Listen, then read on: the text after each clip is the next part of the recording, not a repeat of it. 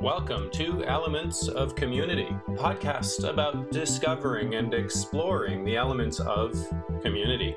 I am Lucas Root, and each week we talk with a community leader about what makes their community thrive and bring value to both the leaders and the members. Join me as we unpack the magic of the elements of community.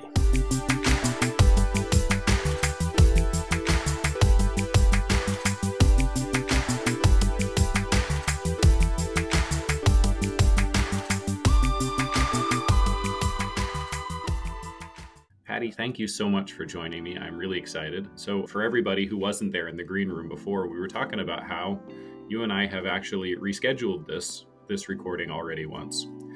If you don't mind, I'd like to summarize the story a little bit because I think it's an awesome one.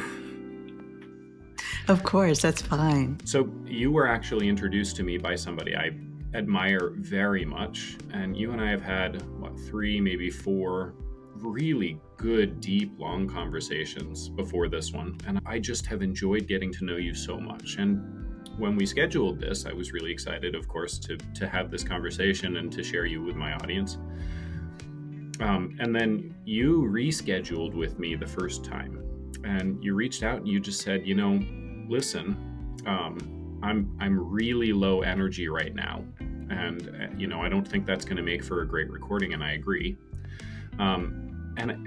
The reason I want to highlight this is because from an elements of community perspective, what you did was really credible. You established, let's say, your value set and really decided how you want to show up. This is common heart, how you want to show up, how you want to do the work that you're doing inside the community. Right now, it's a community of 2, you and I. And you said, I want to show up and do the work that we're going to do together with pride and honor and love. And you didn't use those words, but that's what I heard. And I was like, you know what? I love that. So thank you. Would you like to tell the audience a little bit more about yourself now that they already love you? You bet, and thank you for those kind words. So I'm Patty Block. I focus on helping women business owners who are experts in their fields, and I'm helping them do several things. One is grow their business primarily from revenue, because most of the women that I work with do not want big, complex companies, but they do want to generate more revenue with less stress. So that's often where we start. I'm also teaching them sales strategies. And one of the things that I recognized many years ago is that the sales programs that I was taking were not working for me. And I thought, of course, well, that's just me. It's not working for me, or I must not be doing this right. And then I started talking with some of my colleagues, also women business owners, who said, oh, I did that program. It doesn't work for me either. And quickly realized these were programs developed by men for men, and they didn't understand how women think and function differently. So I developed my own programs to help women both with pricing for value in particular and for how you can develop your sales process in a way that feels very authentic. And over the course of time, as I've worked with more and more women business owners, I've also been focused on helping women position their company for their exit, whether that means selling their company or closing the doors or something in between. And one of the challenges is, in my opinion, as women, especially if you're in your 40s, 50s, 60s, you may not have been raised to be a breadwinner. And you probably weren't raised to build a company to sell it. And so that feels very foreign to us, and we aren't planning ahead. So it's very common that when we are ready to stop working, we end up closing the doors. The problem is that a lot of your wealth is tied up in your business. And by closing the doors, you're not going to realize that. So I believe that wealth and business success in the hands of women elevate society as a whole. And that is the foundation upon all of the work that I do. It really is about empowerment, about choices, and about setting the stage for what you want to happen in your business, not just what you think should happen. I like it. I think everybody has trouble pricing for value. Well, I'll share with you, when I was growing up, my mom made these fabulous cookies. The whole house smelled good, it was warm, the cookies were gooey. And all my life, I watched my mom eat the broken cookies. But it wasn't until I was a teenager that I even thought to ask her, why do you only eat the broken cookies? Do they taste better? And she laughed and said, no, I eat the broken cookies so you can have the whole ones. And several years ago, as I was struggling to put words around this really pervasive pattern that I had seen in the decades that I've worked with women, I remembered that memory came rushing back to me of mom eating the broken cookies. And I realized that's what we're doing as women. We're bringing that spirit of self-sacrifice into our businesses.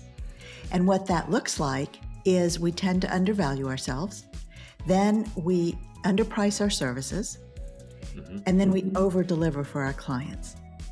So our profit goes poof. We tend to do this over and over. So it's very difficult to build a profitable company. And it's what I call the broken cookie effect. So I have dedicated myself to helping women beat the broken cookie effect. And that is done through those several pieces of pricing for value, having an effective sales process. And then the capstone is really about effective communication.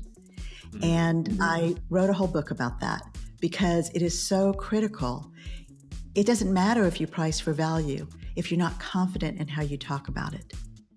And if you're not attracting the right people, and by right, I mean right for you, right? Who's the right person that you want to work with, that you know you're furthering your purpose, and that you're attracting those people. So it's a combination of pieces that fit together. And in the book, the structure that I use is called the SNAP system. And it's based on the idea of the ginger snap and the broken cookie effect. Yeah. That's awesome. Wow, the broken cookie effect. That makes so much sense. You know, it's funny. I think you're probably right. Obviously, you have way more experience in that than I do. What's interesting is that when women learn about how to be excellent salespeople, they're better. I pay a lot of attention to the stats around this. On the Dow right now, only 8% of CEOs are women, but those 8% of CEOs who are women outperform their male counterparts by 30%, which is an enormous number. It is, and that's really it's an interesting statistic. Yeah, I consider it interesting. We'll tie it back to your hidden advantage, the thing knocking you on the shoulder there in a second. But when I hear numbers like that, if I were a board member, I'd be fighting to hire female CEOs as hard as I could. I think that's a number that's worth pursuing with nearly reckless abandon. Obviously, no board member is allowed to ever use words like reckless abandon, but seriously, like 30%, we need that. Whoever it is, whoever the we is, we need that. And so it seems like women come into this sales environment with the broken cookie effect as a part of their basic culture, like their internal basic culture, because everybody's taught that. And then the ones who learn through it, either they learn from you or however maybe they break their own broken cookie effect just by working in industry and they become superpower women. One of my clients had asked me if we ever truly beat the broken cookie effect. And what I've seen over time is we don't. It is so deep-seated in how we're raised, especially as girls and women. So I saw this firsthand when I put together a group called the Revenue Roundtable, and it was based on the curriculum of value-driven pricing, which is my signature program. So everyone took the program, we worked through, and we applied it in their business inside the Revenue Roundtable. All of that was great for the first 3 months, let's say. People were bringing in more money. They were feeling much more confident. They felt like they had kind of cracked the code of how to price and talk about this and how to be more effective with their prospective clients. And it was really great. And then people started coming to the roundtable with more questions like, this is a unique circumstance. And I'm wondering if what I've put together really applies here. And they start to doubt themselves. And that there's that nagging voice in their head that is worried. So their anxiety goes up, they feel less confident, they give what I call invisible discounts. So the prospect doesn't even know they're getting a discount.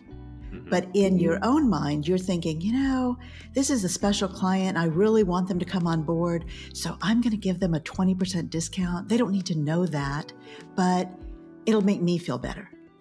And that's the kind of head trash that comes back and haunts us. So then in the roundtable, we started working through that. So I want to stress it's really a process of shifting the paradigm as opposed to let's fix it and forget it, because it really doesn't work that way. And that's true of anything that you deeply believe. You're not going to change that belief overnight, but you have the potential to change it over time.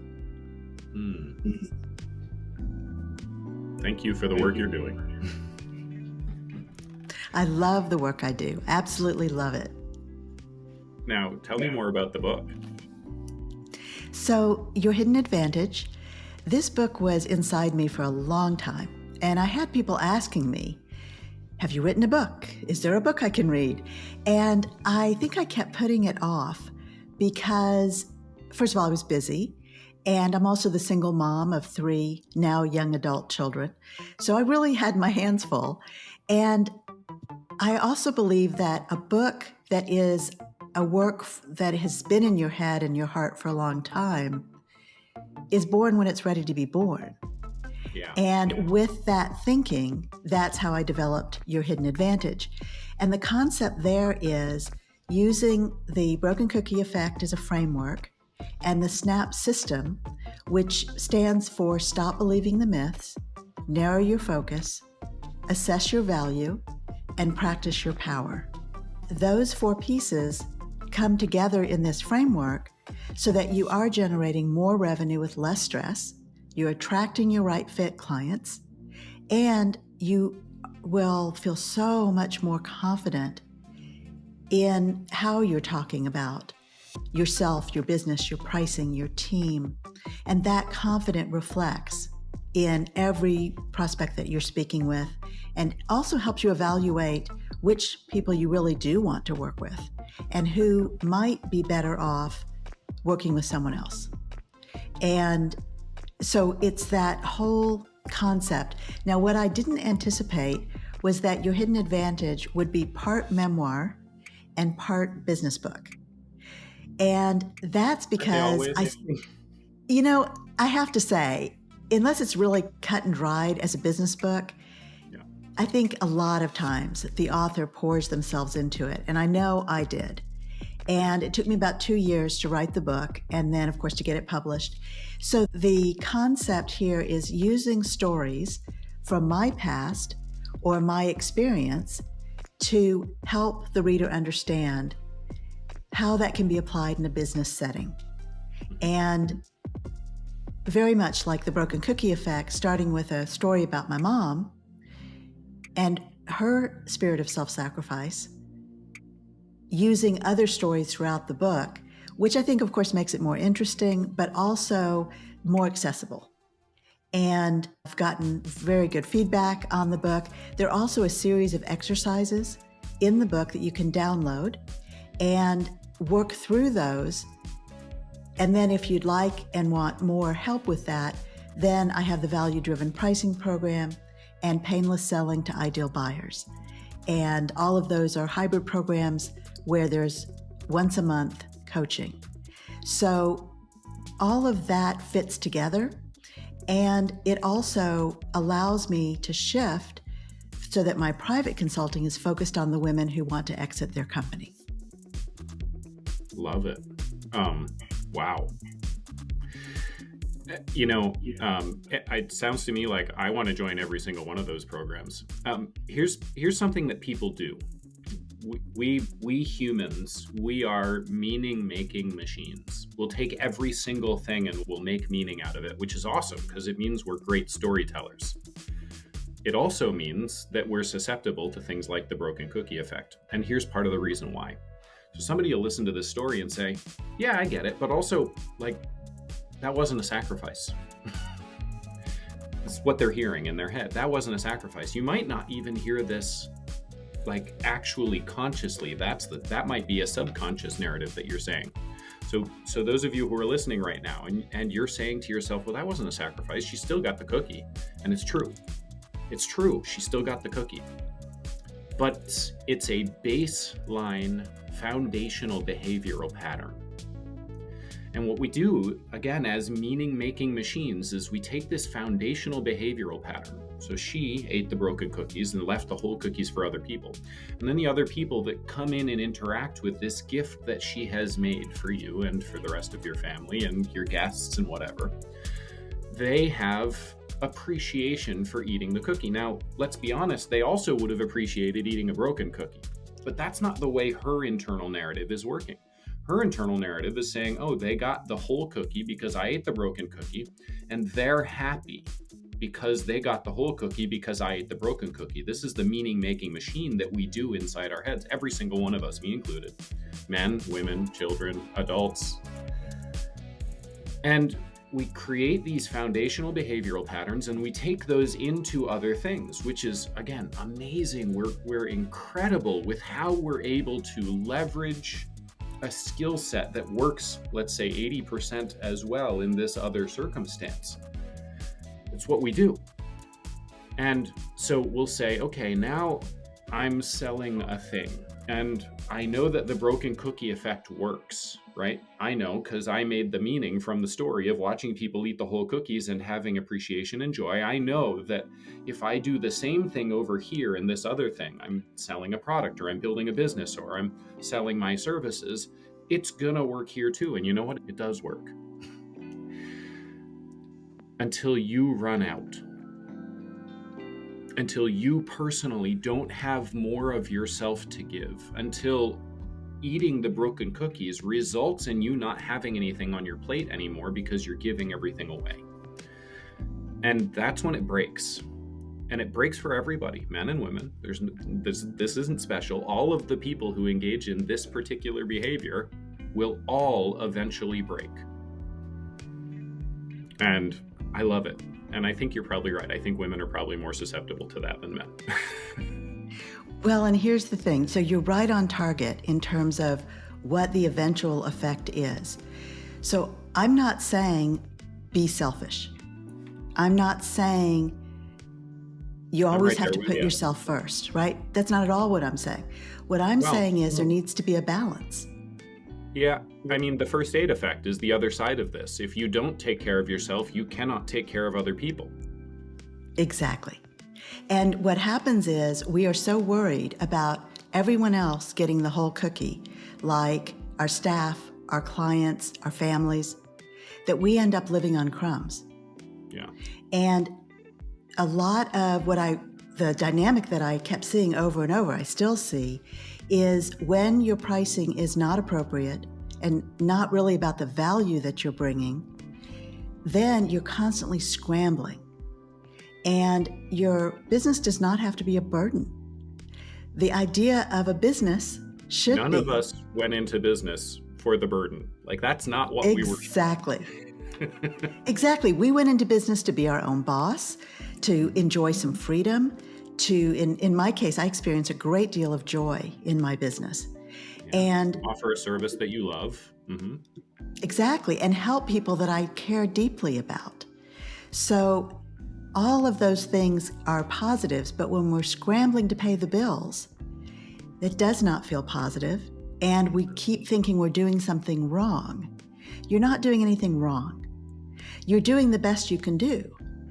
But that's also why I take my role as an educator so seriously, because I can teach you how to do this differently so your business is not a burden and you're building real business value. So if and when you want to sell your business, you actually have something to sell and something that someone else is going to value.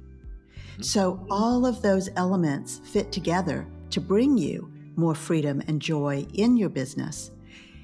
But a lot of women don't know how to get there. A lot of business owners don't know how to get there. And that's why I wrote the book, and that's why I teach what I teach and feel so deeply about it, serving my community. Amazing. Let's take that segue and talk about your community a little. First, do you have a name? Well, so I've started several different groups. I have the Revenue Roundtable, which serves women that do want to evaluate and change the pricing piece and how they're going to go about selling. And, you know, selling is still often seen as a kind of a dirty word. And yet your business isn't sustainable if you can't help others see the value, which is really what you're doing, especially in the sales method that I teach, that I developed because it's about building relationships. So that is the basis, and it works really well for women because we're very good at building relationships. So there's that baseline to start with. So, and then I've started other groups, one of which is really funny because I started it. They wanted to name the group the Block Party. So I love it. So we call it that. And it really is kind of clever and funny. And that is another group of women business owners. And our goal is to support each other and to help at the times when we're feeling all that stress and worry, both personally and professionally, and to cheer each other on when we are not, where we're succeeding. And sometimes success feels embarrassing. Sometimes we don't want to talk about, or it feels like we're bragging when we talk about our successes. And yet, it's a very effective way of building value by talking about your achievements and successes. So, one of the things I talk about frequently is I'm based in Texas, and we have a saying here that it's not bragging if it's true. That's something that I repeat often because you may feel like you're bragging, but you can also couch it in terms that help the listener understand the value, your purpose and value, and what you bring to others. And so that's really what I focus on in my communities is, why are we here? Why are we talking about these particular topics? And what do we want to accomplish? I don't want to just talk for the sake of talking. I don't want to analyze something just because it seems interesting. I want there to be a result, and a positive result for everyone involved. And so that's really a huge focus that I bring to my communities. Yeah, I love it. I think the Block Party is fantastic. And I love that they figured, like, it was the community themselves that sort of decided that was going to be the name. Like, no, we're the Block Party. It seemed to fit. It was really funny. It's still funny. And again, it was their choice. And, you know, it works, and it's very memorable. So that has worked well. And that's the sense of community that I always like to build. Sometimes, so I'm a member of several other communities, and sometimes I get frustrated. I think they've kind of lost their sense of purpose. And I sometimes wonder why I'm still participating and still showing up to meetings, because that underlying purpose seems to be muddied in some way.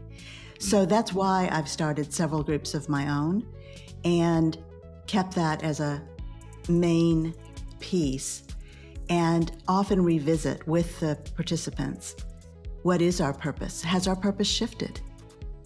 Which is fine, because everything evolves. But we need to put a name to that and be clear and make sure that we're all there for the same reasons. Yeah. I agree. It's an interesting, I've noticed the same thing in some of the communities I'm in, that the purpose slips. Tell me about that a little bit more in your experience, and then we'll talk about it in your communities. You know, what I've noticed is the communities where you pay to be a member, the incentive for the person who's coordinating those meetings is to bring in more and more members, right? Because there's more and more money. Yeah. And I get that completely. And that's a very viable business model. However, as the group gets bigger, it's much more difficult, first of all, to know many people, right? To get to know everyone and to get to know them at the depth that I want to get to know them, not just knowing their name. Yeah. But also, that's when I think the purpose tends to slip, because the bigger the group gets, the more opposing ideas there are. Instead of those ideas that bring us together, and then I see the groups start to fragment and have specific little cliques. And I used to work in politics. I was a political consultant and a lobbyist for many years. And I left that world and I don't want to go back. And the idea of that political system, that political approach to those kinds of groups wears me down, really kind of saps my energy. So I pay a lot of attention to that. So the groups that are either not charging or there is some of them that I've set up, I don't charge. And the goal is for us to refer business to each other and to actively understand the value that each of us brings to our clients.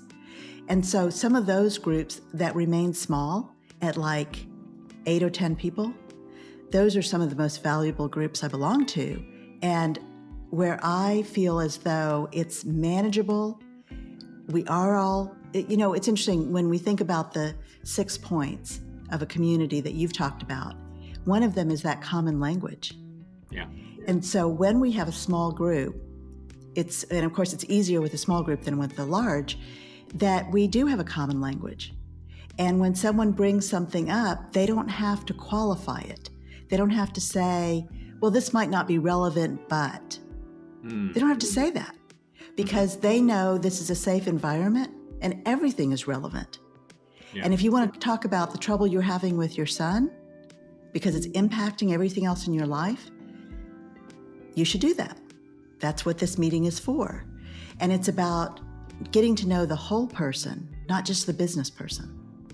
Yeah. And that's what some of these groups I think are missing, is that we're not getting to know the whole person because we don't allow ourselves to be seen that way.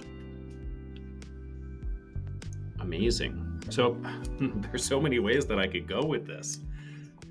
Sometimes it sucks to be really passionate. Okay, I have a theory about numbers.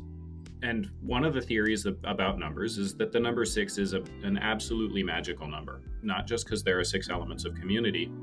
The most amazingly perfect structure is the beehive, and it's made up of hexagons. It's got 0 internal slip, so it doesn't matter how you apply pressure to it. As long as the pressure that you apply to it isn't strong enough to break the beehive itself, there will never be any slip. And so people who are engineers understand that, and people who aren't are, their mind is wandering at this point. So when I look at community, I have come up with a theory that community doesn't start until you have about 6 people. Now, that could include the person who's pulling it all together and is playing the role of leader, maybe temporarily or maybe relatively permanently, because that's what we as a community want, right? But it's not a community yet until there are 6 of you. It's on its way. It's building, but it's incomplete, and it will feel incomplete until we get to 6. I also noticed that in family. So when I look at family, what I realized is, you and I talked about the not-for-profits. What I realized is that in family, there are separate communities at work. there are the adults, and then there are the non-adults, and they work together, but they're actually separate communities. What that means is that the core family structure that everybody thinks is some parents and some kids is not actually the core family structure. The core family structure is actually 6 people, 2 parents, and 4 grandparents. And if you That's don't fascinating. have, isn't that cool? And if you don't have 4 grandparents, then your core family structure actually needs to pull from your wider community in order to be a complete core family. So you need some aunts and uncles, or you need some really deeply close friends that can come in and play a part of that role. And you are incomplete as a core family unless you have all 6 of those roles filled. And then the kids are served by that family, but again, like the not-for-profit, the kids are served by it, but they're not actually part of it. They're just served by it. That's the core family structure, 6 people. And you're mentioning the smaller ones that are 8 to 10, which is of course greater than 6. I've noticed similar things. I've been a member of a couple of really powerful communities that are growing, and something changes significantly at somewhere between, and I've noticed these numbers, and I'm a meaning making machine just like the rest of us, and I'm making meaning here, somewhere between 25 and 40, and obviously I'm going to guess that the magic number there is 36, but somewhere between 25 and 40 there's a really big change, and it stops being the thing that I thought I signed up for. It's Go really ahead. well, it's really fascinating. It's fascinating to hear how you talk about the 2 parents and the 4 grandparents, and that they are serving the children. It's a switch from what we grow up believing, that the nuclear family is the parents and the children. Yeah. And so what you're saying to me makes so much sense. And with these networking groups or communities that you and I have joined, I've noticed that as well. When I noticed a big shift is when they shift over 100. And maybe because it's more noticeable than the 25 to 40. But once they get over 100 members, the whole nature of the organization changes. And I also think the person who's putting that community together, or maybe it's a group of people who started, they have some control at the beginning. They lose control the bigger it gets. Yeah. And so I think that's also part of the underlying problem with some of the groups that I've been a member of, and they've served their purpose for a period of time, and then I'm ready to move on to other communities and other groups, because as you said, it may not be serving my needs. Yeah. It's still serving something, but not what I thought I signed up for. Exactly. Yeah. Wow, so cool. A lot of people are going to listen to this and think, what about leadership? Which is a great question and a great way to spend some time thinking about this. My response to that is, so I actually did an episode just about a year ago where I talked about what it means to be an adult human. Because I don't think we as humans have a definition for what it means to be an adult. There are other animals where the definition is quite clear. For humans, it's not. And so I spent some time, just the way I do with everything else. I really dug into it. I wrapped my mind around it, and I came up with a definition. And part of what required of humans in order for us to be successful in the world is this capacity to pass the baton, to be able to be in charge, to be a leader, however big or however small, and to stop being a leader. So I called it fluid leadership, because we need to be able to pass the baton. We need to be able to receive the hot potato and hand it off, because the potato is hot. Leadership is heavy. Being responsible for a decision is a hard thing to do, regardless of how big the role is at the time.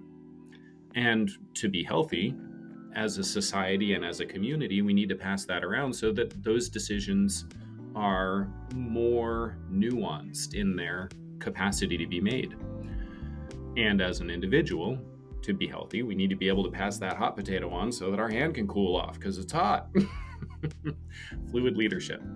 So when we're really small, 4, 5, 6 people, and there's one specific leader, part of what you and I signed up for was not having to be the leader. I'm paying some money so that I can get some value, and I don't have to be the one that's driving it. Someone else will do that. I'm actually paying, in a very literal sense, to outsource leadership inside an area that I think is important to me. Now, as the group grows, the thing that the group needs either is continue to be highly focused, which is great. Maybe we get to 200 or 1,000 members that all want the exact same very specific thing. That's unlikely. Or it gets diffused. What the group wants, what the thing that people think they're paying for is less specific. Maybe people are coming in and paying money because they want to be the leader rather than outsourcing leadership. I don't know about you, but typically when I'm paying, part of what I'm paying for is to outsource leadership. Like, life is complex. I want to outsource leadership where I can. But if other people are not making the same decisions that I'm making, if they have different considerations when they decide that they want to come into a group, ultimately that's going to result in a power struggle. Not necessarily between the members and the leader, but between me and you. Because what you want and what you paid for is different from what I want and from what I paid for. How's that sit with you? Yes, it's also what you're describing is also why I start my own groups, right? So I like being a leader. Well, you don't get to outsource leadership that way. You don't, but I like being a leader. Yeah. I like bringing people together. And I get a lot of joy from that. So with the block party, for example, we are all members of another networking group, but I started to notice that division in the group as a whole, that some people were focused on one purpose and some were focused on a different purpose. And there was that divergence. So I had met all these really wonderful women in this group, and I could tell we're very aligned in how we think and probably why we joined the group in the first place. So I reached out to them and I said, I'm interested in starting a group that's just us. There's no cost. However, there is an obligation that you commit to participating in the group. And what we're bringing together is that we have a similar way of thinking, how we approach business, how we treat our clients, how we network, all of those pieces. And I've had the opportunity to get to know each of you, but y'all don't know each other. And that's the whole reason I want to start this group, because y'all need to know each other. And it's been fabulous. And we've been together now for about a year. And one of the women said, I'm thinking about leaving the big group, but that means that I can't be in this group, right? And I said, no, that does not mean that. We are now our own community. So we met through that larger group, but in my view, we still can get together and participate in our own community separate from that. And they were so relieved, because then 2 other women said they were thinking of leaving the bigger group. So, part of that is making sure that the participants are getting what they need, whether they're paying to be in the group or whether they're not. Yeah. And that means you have to have a really engaged leader. I love playing that role and being that person who brings people together and helps us stay on track with our purpose as it evolves. So, yes, sometimes I outsource leadership, and sometimes I'm very happy to take that on myself. And I've started many groups over the years, and they do, typically the groups last a year, 2 years, 3 years, and then people are ready for something different. And if the group doesn't provide that, then it's time to disband the group.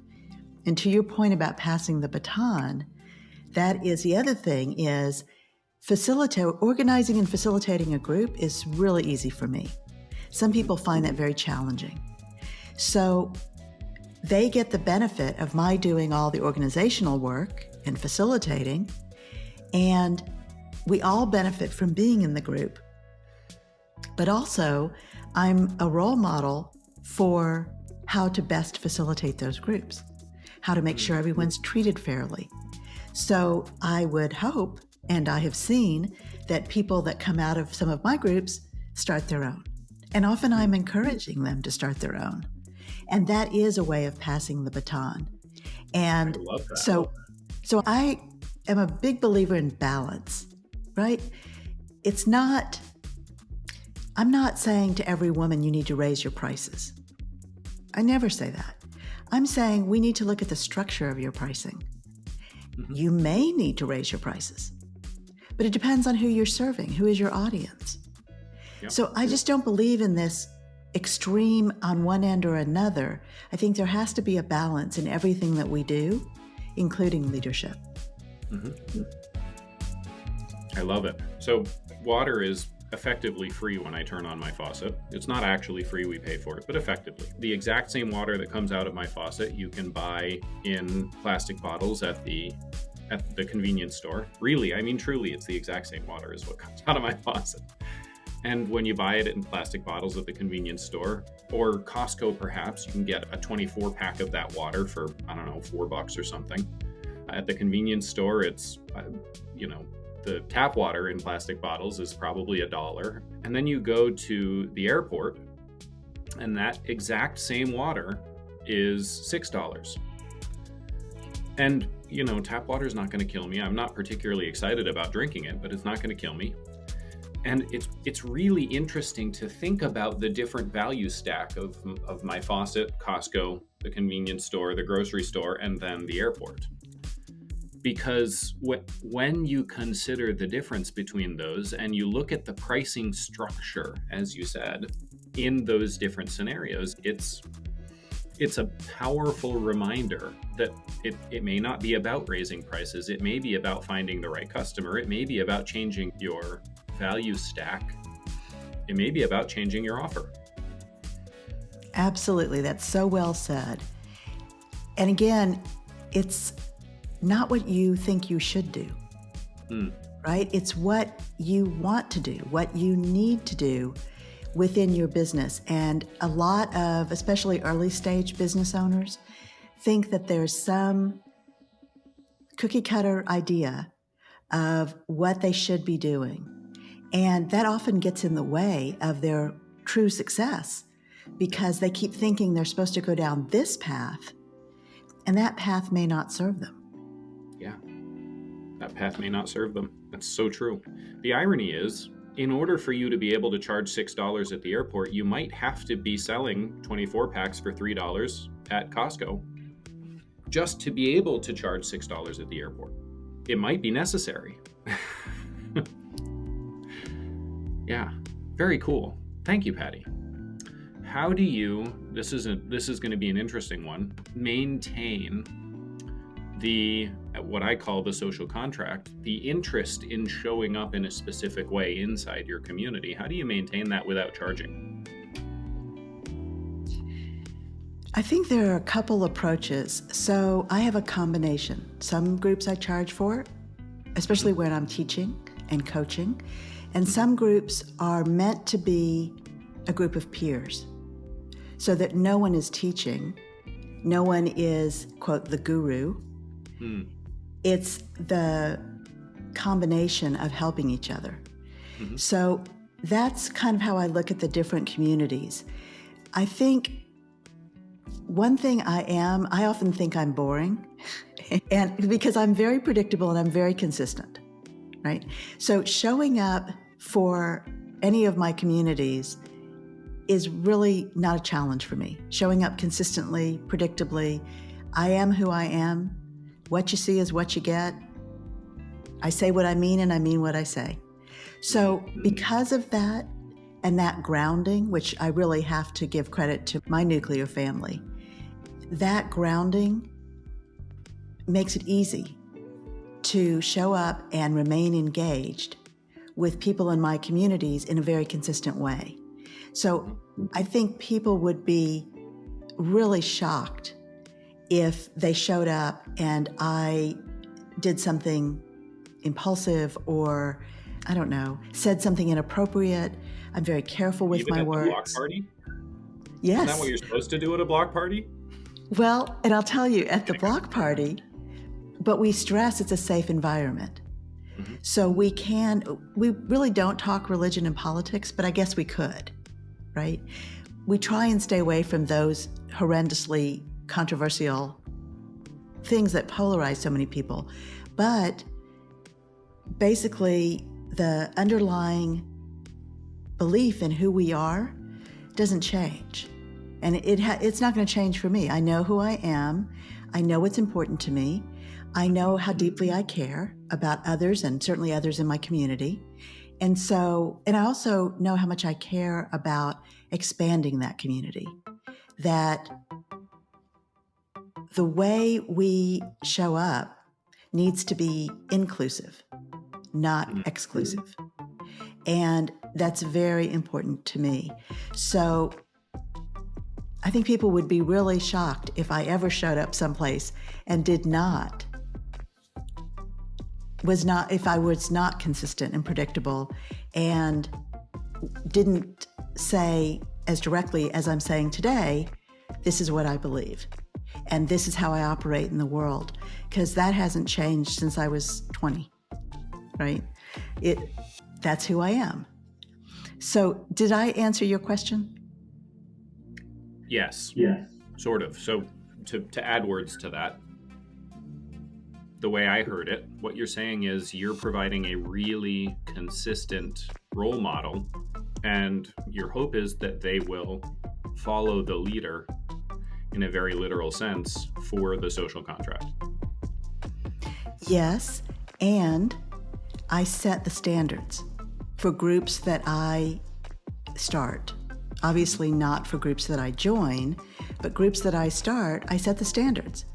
And I talk about authenticity and honesty and kindness and being thoughtful and meeting outside of our meetings, how important that is to build those relationships. And so I set those standards from the very beginning. People can choose whether or not they agree, if they want to participate in that way. Everybody, of course, chooses their own way. But why would you stay in a group if you disagreed with the standards? Right? So I'm starting by asking people to join that I think would be valuable to the group. Yeah. And then I'm setting those standards and expectations. So, and it is a way to pass the baton because people do pay attention and they do take notes, and then they can go start their own groups. Yeah, and hopefully learn and hopefully do it the same way so that baton continues getting passed. That's the human way right there. Yes, and to be inclusive and to treat people with respect and never deviate from how you're interacting. Yeah. I don't have to agree with you, but I do have to respect you. Yep. Well, yeah. I mean, it's hard for me at least, and this is, I think, pretty universal, but it's not baseline, but I think it's pretty universal. It's hard for me to enter into a period of self-growth that started with somebody calling me stupid. Absolutely. And there's no excuse for that. Yep. Right? Like, you can challenge my ideas, and now I have an opportunity. But if you start that with, you're stupid, boy, it's a whole lot harder for me to say, let me think about how I can improve my presentation if I'm like, Right. And also, anyone who is going to insult you, intentionally insult you at the beginning, why on earth would you want to spend any time with them? Right? Yeah, and so, I think that's the other thing. As we get older, we start to learn that, the more you pay attention, the more bad actors you have to deal with. We start to learn who we want in our sphere, in our orbit, and who we do not want. And that's another thing that brings the communities I'm in together, is that we're very clear that we don't want to deal with jerks. We don't want to deal with people that are so oblivious to hurting others or might intentionally be hurting others. So, then as you get older, you start figuring out, who do I want in my world? and who do I need to move out of my world? And then take action to make that happen. Yeah. That's good. That's good advice generally. Like, do that with your group of friends. Do that with the way that you interact with people that you're working with. You know, be thoughtful about how you decide to bring in other people's energy into your life. Yes, because it affects everything. And that's true if you have a client that you wish you could fire. A lot of times we get really stuck on that. First of all, we don't want the confrontation. We don't want conflict, as women especially. But also, we don't want anybody to feel hurt. We don't want them to take it personally, and we think we can control that. And yet, I bet we've all worked with clients we wished we could have fired. And in some cases, we have fired them. Yeah. And you can find a way to do that graciously, and I've done that when I felt it was necessary. And I also questioned whether they really were experiencing the value that I provide. If they really weren't, then why am I continuing to take their money? That doesn't seem ethical to me. So making those decisions and then taking action, I'm not at all saying it's an easy thing, because it's not, but it's a necessary thing. Because you're right about bringing that energy into your world or tolerating that energy. Yeah. Yeah. I love it. Thank you. I typically wrap up my interviews with 3 questions. You probably already know what's coming, but just number 2 and number 3 is where the fun starts showing up. The first question is, for anybody who's been enchanted by you, Patty, as I have been, this is now our 5th conversation, and I'm looking forward to the next one already. What's the one best way for them to find you? You can go to my website, which is theblockgroup.net. But also, if you'd like to learn more about the book, Your Hidden Advantage, there's a separate site, yourhiddenadvantage.com, and there are bonuses there that are companion pieces to the book. So you are welcome to go to yourhiddenadvantage.com, download the bonuses, and then you can also get the book there. Nice. Yourhiddenadvantage.com. I've been there. Here's number 2. This one's fun. So we've now spent, 50 something minutes hanging out and talking about community, which to me is a block party all by itself. What is the one question that you wish I have asked you but had not? How about who I am as a person as opposed to a business person?